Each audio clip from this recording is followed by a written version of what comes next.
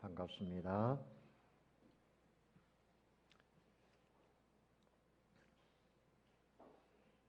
오늘 말씀의 제목은 내 곁에 오신 주님, 이런 제목입니다.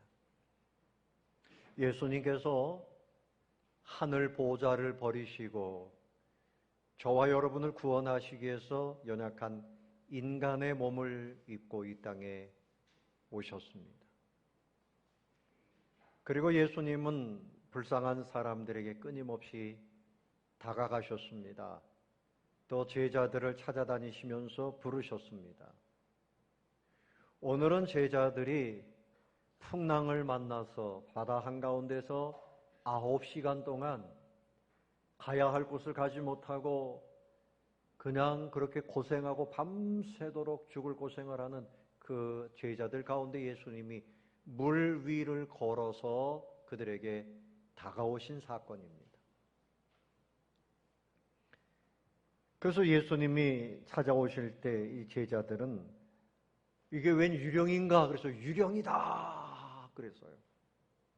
그 예수님께서 야, 얘들아, 나야, 나니까, 유령이 아니니까 두려워하지 마라. 그랬더니 예수님의 제자 중에 베드로가 예수님이세요? 예수님이시면 나에게 명하셔서 나도 좀 걷게 해주세요. 이렇게 걸어와라. 그랬더니 베드로가 그 배에서 뛰어내려가지고 바다 위를 성큼성큼 베드로도 걸어갑니다. 그러더니 바닷물을 보고 무서워하니까, 무서운 마음이 들어오니까 또 쑥 빠졌어요. 다음 그림을 보여줘야죠. 방송실. 예수님 오셨네. 지나갔습니다. 네. 물에 쑥 빠졌어요. 예수님 나를 살려주세요. 그 예수님께서 즉시 손을 내밀어 가지고 꼭 붙잡고 하시는 말씀이 믿음이 작은 자야 왜 의심했느냐. 그리고 이제 베드로를 이렇게 위로 올리시고 배 위로 올라가셨습니다. 배 위로 올라가니까 그 바람이 잔잔케 되었습니다. 그래서 그때 사람들이, 그 배에 있는 사람들이 전부 엎드려서 절을 하고 저분은 진실로 하나님의 아들이시다. 그렇게 경배를 했다고 하는 것입니다. 여러분, 우리는 살면서 여러 가지 풍랑을 만나요.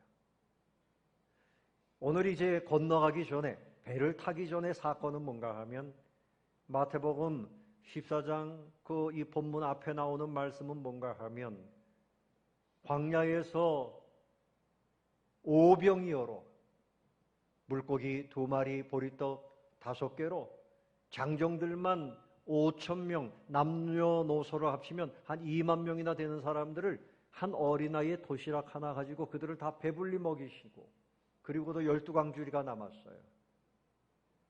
그러니까 제자들이 볼 때에는 예수님은 정말 하나님이시고 만왕의 왕이시로구나. 그 마음에 아주 용기도 생기고, 우리가 믿는 예수님, 우리가 따라다니는 선생님 대단한 분이로구나. 이제 저 건너편 게네사렛으로 저쪽으로 이제 건너가자. 주님이 말씀하실 때 그들의 마음에 조금도 의심이 없었을 겁니다. 평탄한, 아주 평안한 가운데 어려움 없이 그곳으로 가게 될 것이라고 생각을 했어요. 근데 예수님은 제자들을 떠나보내시고 산에 올라가셔서 기도하시는데 밤새도록 그 호수가 커서 바다라고 불렀어요. 갈릴리 바다.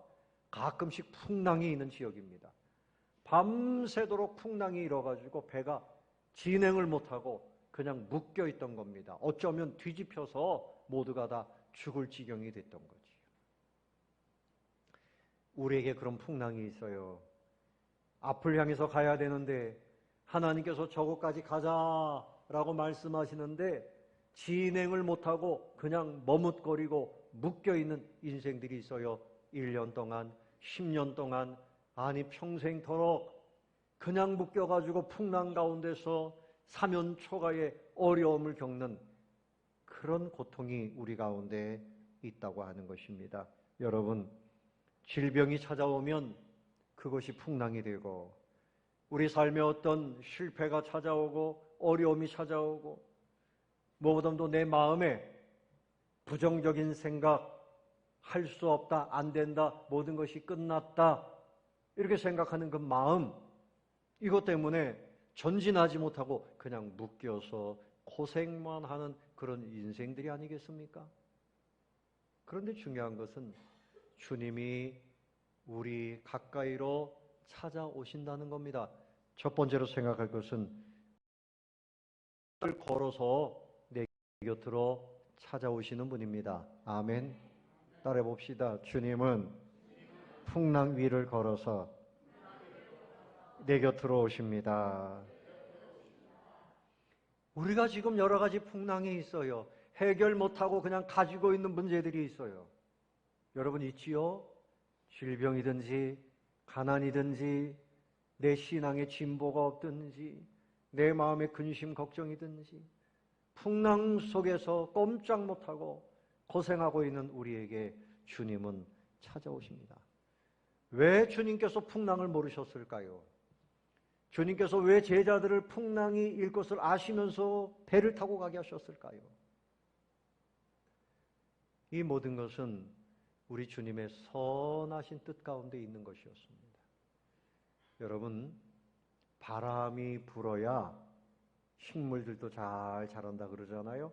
제주도가 바람이 많아가지고 제주도 앞바다에는 물고기가 많답니다. 바람이 불면서 산소가 공급되어지고 그래서 거기에 물고기가 많다는 거예요. 여러분들이 잘 아는 옥돔이나 다금발이나 이런 것들이 거기 그 바람과 함께 제주도 앞바다에 많이 와 있는 거예요. 풍랑이 일면 이것으로 인해서 당장은 어렵지만 그러나 이것으로 인해서 여러분 우리가 얻는 유익이 있어요. 오늘 제자들은 이런 가운데서 주님을 또 새롭게 만났습니다. 아, 주님은 오병이어의 기적뿐만이 아니라 우리 인생들이 다스릴 수 없는 이 자연까지도 풍랑까지도 다스리시는 만왕의 왕이시로구나 하는 믿음을 갖게 된 줄로 믿습니다. 여러분, 개인도 가정도 국가도 여러 가지 바람이 있지만 그것으로 망하지 않습니다.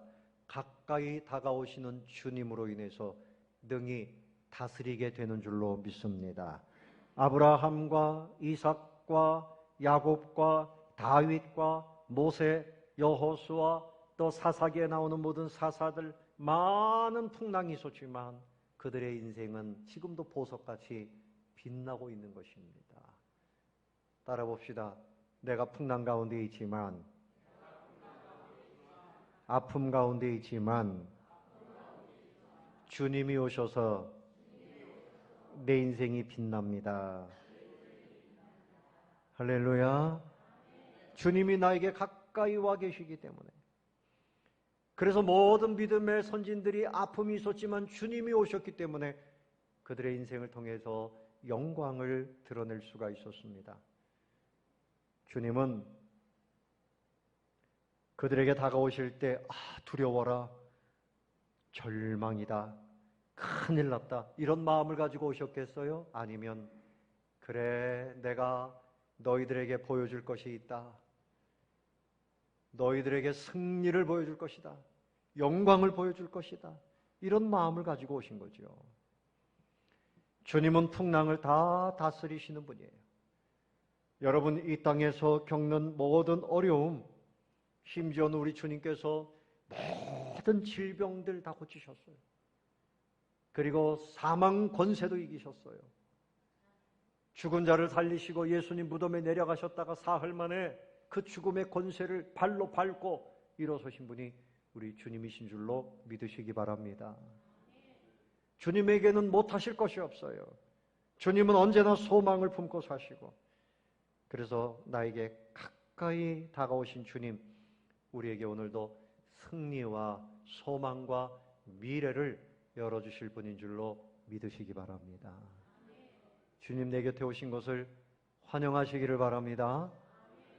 그런데 두 번째로 생각할 것이 있어요. 성도는 베드로처럼 주님과 함께 가면 바다 위도 걸을 수 있는 사람이에요.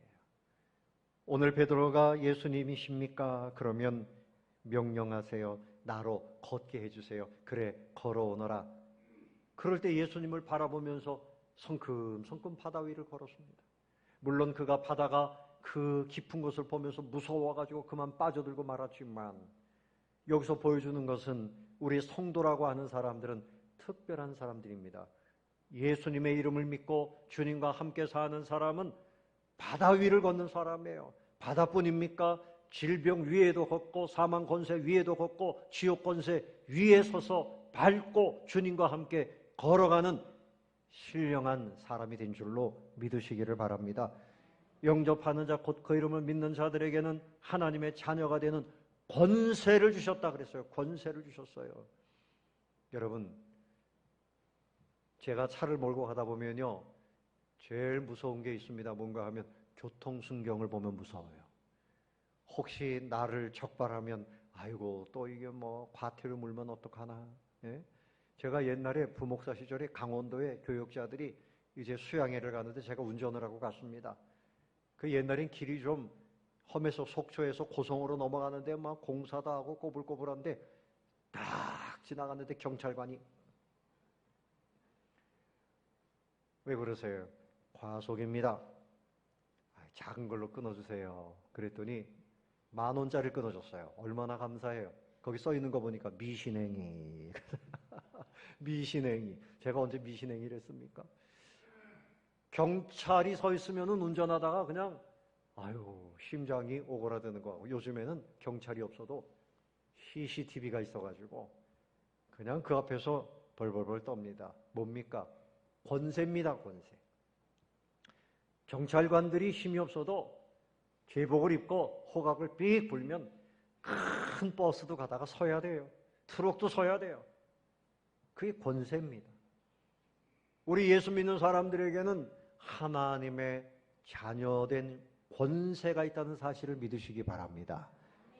그러므로 죄악도 멈추게 하고 사망검세도 권세도 멈추게 하고 모든 질병도 멈추게 하고 우리 안에 있는 모든 염려, 근심 다 떠나가게 하고 주님과 함께 평탄한 길을 걸어갈 수 있는 그런 권세를 가진 사람이 성도라고 하는 이름을 가지고 있는 것입니다.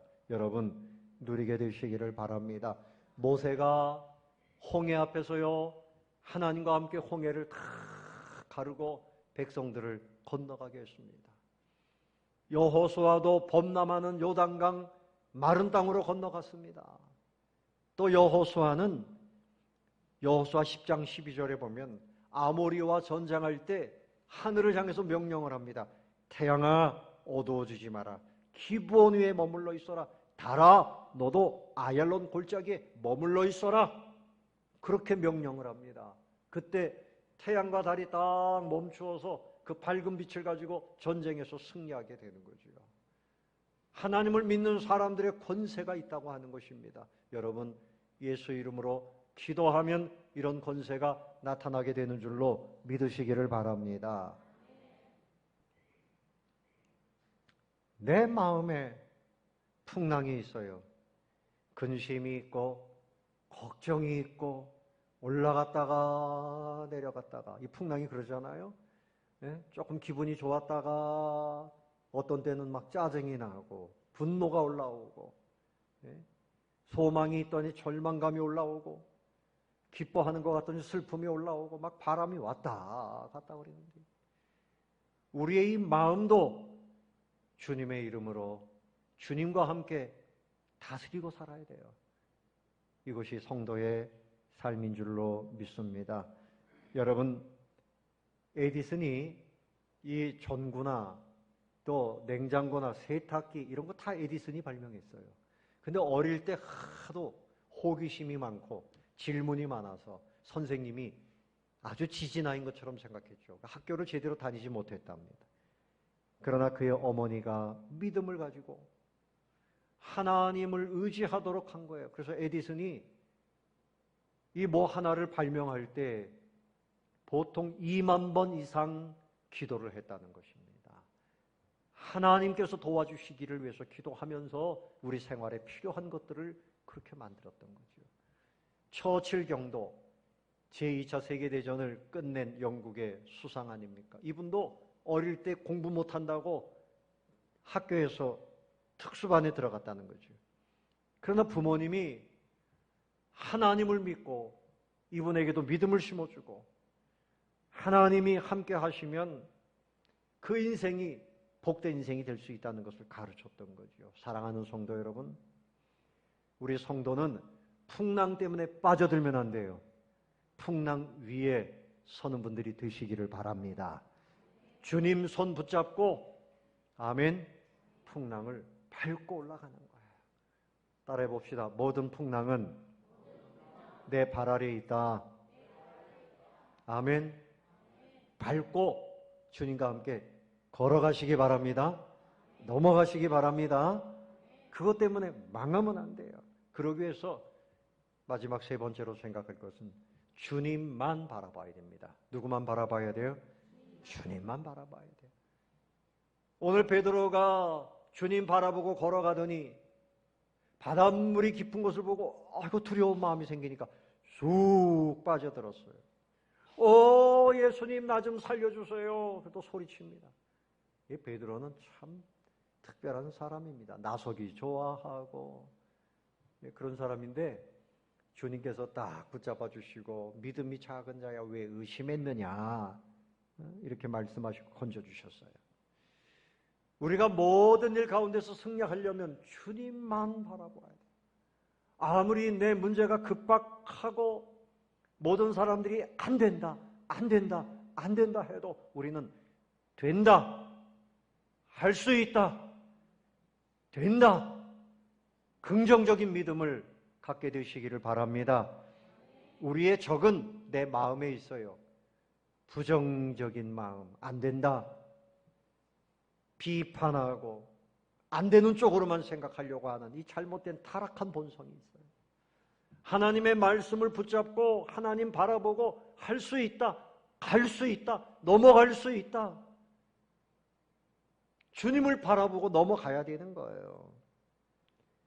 많은 사람들이 인생을 포기해요. 어제도 초등학교 선생님들이 자살을 했어요. 또 최근에 몇 년 사이에 부산에서도 그렇고 서울에서도 그렇고 시장님들이 자살을 하고 대법원 판사 출신들이 자살을 하고 수많은 사람들이 자살을 해요. 여러분 우리에게 왜 어려운 일이 없겠습니까? 누구에게나 다 있어요. 우리 예수님도 이 땅에 인간으로 오신 것부터가 고통이었고 십자가를 지실 때까지 그 고통의 세월을 사셨습니다. 그러나 예수님 하나님께 끝까지 순종하시고 부활, 영광 누리게 된 줄로 믿습니다. 아브라함도 어려움이 있었어요. 다윗 왕도 어려움이 있었어요. 늘 사울 왕에게 쫓겨다녔습니다. 굴 속에 가서 잠을 자야만 했습니다. 그러나 그는 거기서도 하나님을 바라보고 시를 쓰고 하나님께서 그야말로 그의 인생을 영화롭게 세워주셨습니다.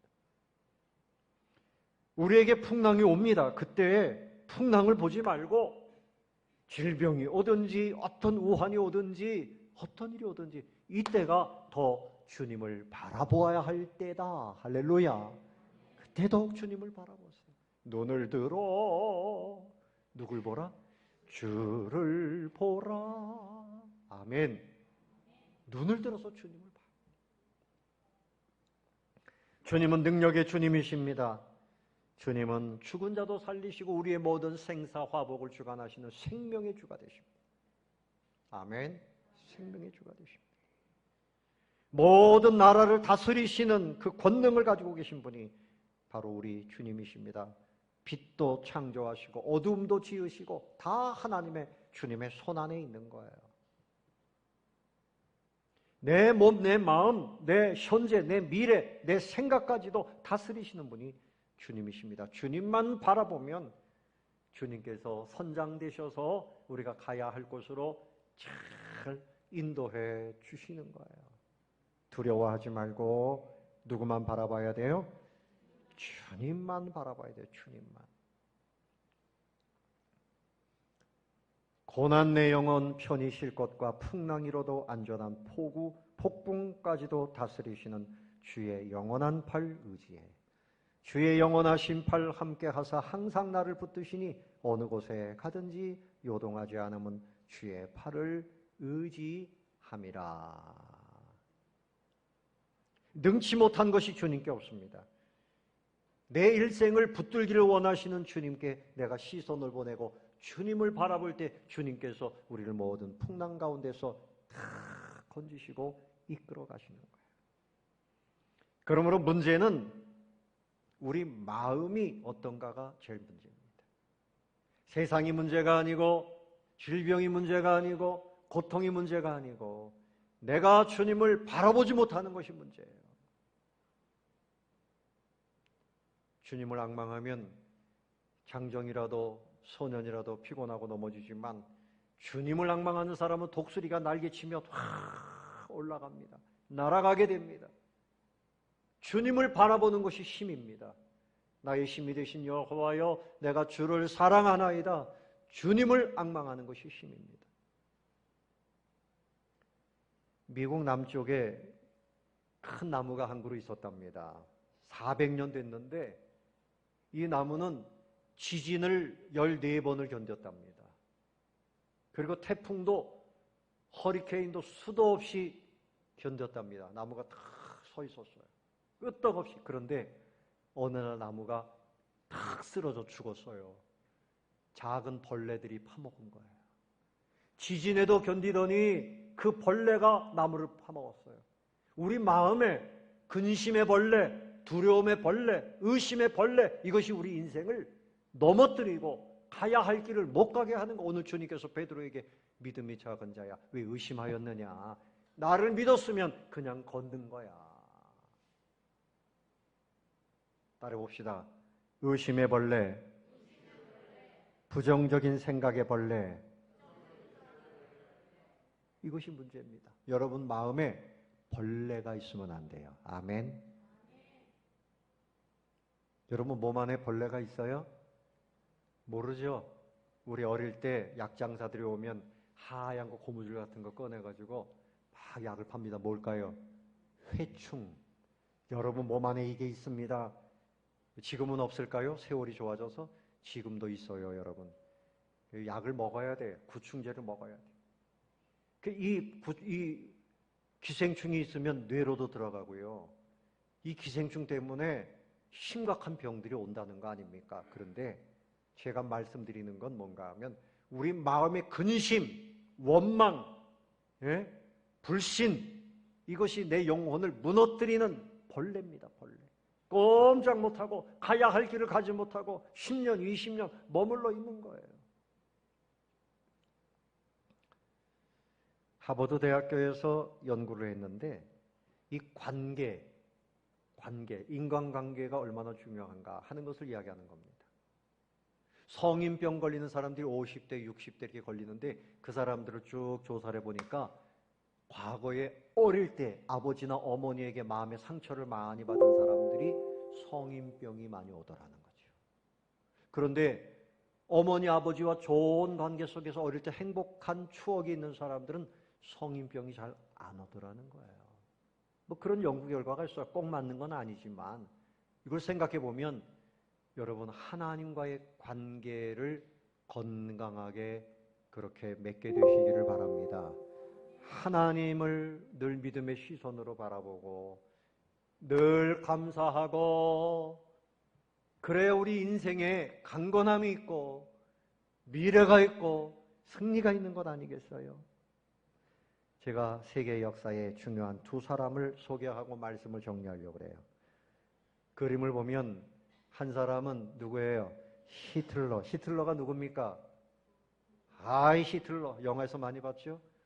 독일의 총통이었고 2차 세계대전을 일으킨 아주 못된 전범입니다. 그런데 또 한 사람은 미국의 대통령을 지낸 아이젠하워 대통령. 이 두 사람의 이야기를 하려고 해요. 이 히틀러는 아버지와 어머니의 사랑을 제대로 받지 못했어요. 아버지도 가출하고 어머니도 가출하고 숙모 밑에서 자랐는데 알코올 중독자예요.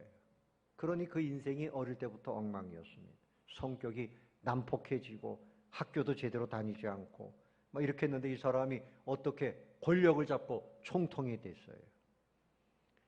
평생에 이 사람 마음에 증오심을 가지고 살았어요. 오스트리아, 폴란드 공격하고요. 수많은 사람들 죽이는데 특별히 유태인들만 600만 명을 죽였어요. 가스실에서 죽이는데 제가 그 박물관에 가서 보니까요. 유태인을 딱 구별해내는데 뭐 코 높이 뭐 이런 얼굴 모양 이걸 과학적으로 딱 해가지고 전 유태인 아닙니다. 그래도 딱 갖다 대면 유태인인 거예요. 그래서 이 사람들 600만 명을 가스실에서 죽이고 뭐 별시한한 방법으로 죽였습니다. 인간이 아닌 거죠. 증오심 때문에. 그리고 56세에 이제 망하게 될 때 자기가 권총으로 자살해서 죽고 말았어요. 근데 이 히틀러와 같은 해에 태어난 사람이 바로 아이젠하워 대통령이에요. 이 사람은 믿음 좋은 부모님 밑에서 믿음을 배우고 교회를 사랑하고 그 이름도 드와이트 무디 목사님처럼 되라 그래가지고 드와이트 아이젠하워라는 이름을 가졌어요. 이 사람이 사관학교를 다니면서 성경을 읽고 외우고 그리고 소위로 있으면서도요 주일학교 아이들 데려다가 가르치고 이러다가 이제 2차 세계대전이 일어났을 때 연합군 사령관이 됐습니다. 그래서 이 전쟁을 끝낸 주역이 바로 이 아이젠하워 장군이에요. 1944년도 6월 6일 노르만디 상륙작전 들어보셨을 겁니다. 이제 이때 역사가 완전히 갈리게 되는데 아이젠하워 대통령이 수백 명의 장성들을 모아놓고 드디어 때가 왔습니다. 이제 운명의 시간입니다. 우리의 두뇌, 우리의 기술 다 동원해서 전쟁을 준비해야 되겠지만 이 전쟁의 승패는 하나님께 달려 있습니다. 모자를 벗고 무릎을 꿇고 손을 들고 기도했습니다. 하나님, 이기는 것도 하나님께 달려 있고 지는 것도 하나님께 달려 있는데 하나님의 뜻이 어디에 있습니까? 하나님이시여 우리를 도와주세요. God help me. 우리를 도와주세요. 계속해서 기도했습니다. 하나님께서 그 상륙작전에서 승리하게 하시고 세계 2차 세계대전이 딱 마무리가 됩니다. 그래서 이분이 이제 군복을 벗은 다음에는 대학교 총장님이 되고 그리고 6.25 전쟁이 끝난 이후에 미국에서 대통령을 2번이나 지내게 됩니다. 똑같은 해에 태어났지만 어떤 사람은 세계를 망하게 하는 사람이고 사람들을 죽이고 마귀 같은 삶을 사는 사람이고 한 사람은 세상에 평화를 가져오고 사람들을 그렇게 살려내는 삶을 살았습니다. 원인은 뭡니까? 주님을 바라보는 그 시선이 있는가? 주님을 의지하는 믿음이 있는가? 그 믿음이 있는 사람은 미래가 보장되는 거예요. 오늘 풍랑을 만난 제자들이 밤새도록 그 자리에서 고생을 했지만 주님이 오시고 주님을 모신 그 배는 잔잔한 가운데 목표하던 소원의 항구까지 들어갈 수 있었습니다. 여러분이 이제까지 아직도 해결하지 못하고 뭔가에 묶여 있었다고 하면 그 풍랑 위에 서서 주님과 함께 주님을 바라보고 기도하고 주님 의지해서 거기서 벗어나고 주님이 우리에게 약속하시는 소원의 항구 미래를 향해서 달려가시는 모든 성도님들 되시기를 예수님의 이름으로 축원합니다. 풍랑이 우리를 망하게 하는 것이 아니고 주님과 함께 가면 승리의 길로 가게 되는 줄로 믿으시기 바랍니다. 아멘. 이런 은혜가 저와 여러분에 있게 되시기를 예수님의 이름으로 축원합니다.